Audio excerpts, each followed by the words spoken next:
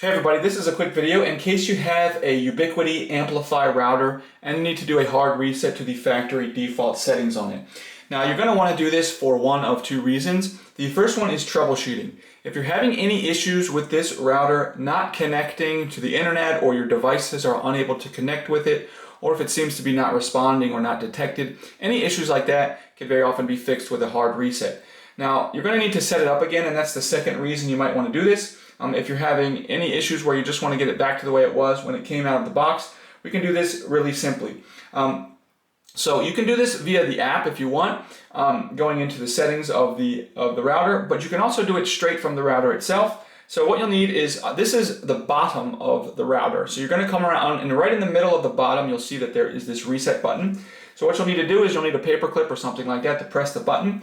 And what you're going to want to do is press and hold that reset button for at least 5 seconds.